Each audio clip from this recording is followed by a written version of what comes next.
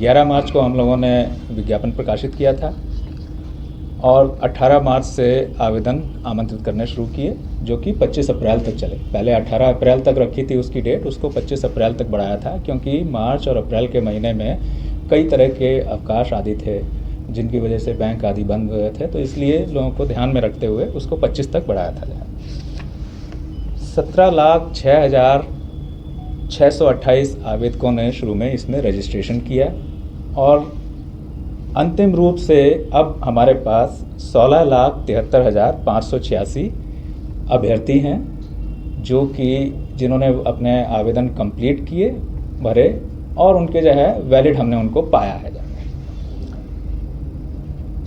जो 17,06,628 आवेदन थे उसमें से 10,947 आवेदन पूर्ण नहीं थे, यानी उन्होंने रजिस्टर किया लेकिन फॉर्म भरा नहीं पूरा।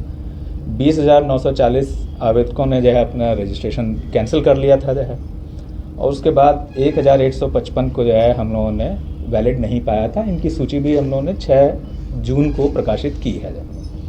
तो इस तरह से अब 16,73,586 हमारे वैलिड अभ्यर्थी हैं।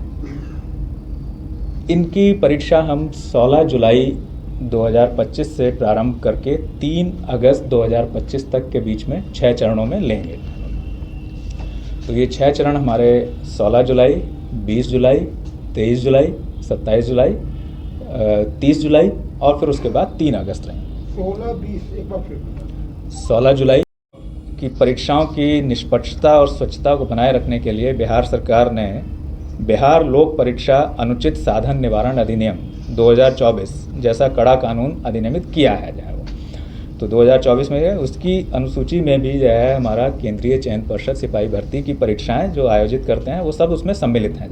यानी कि हमारी जो भी आप परीक्षाएं हैं वो उस एक्ट के तहत जो है उसमें हमारी जो है लागू है, हमारा एक्ट उसमें जो है।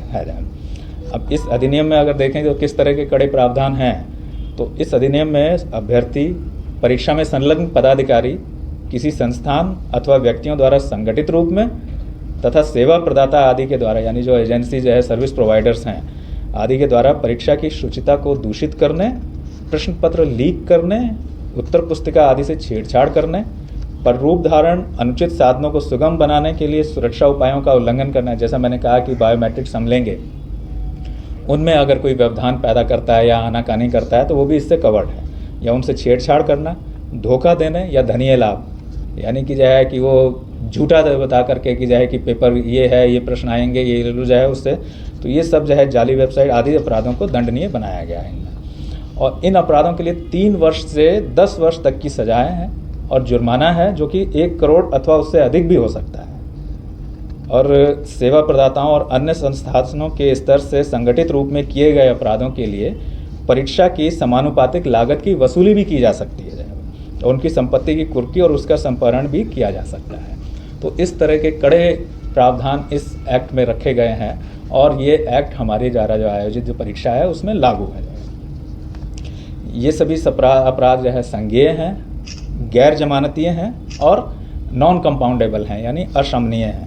प्रवेश के समय उनके DFMD, HHMD और जिला पुलिस के प्रशिक्षित पुलिसकर्मियों से उनकी चेकिंग और फ्रिस्किंग कराई जाएगी जो है, और उसके बाद ही उनको प्रवेश दिया जाएगा।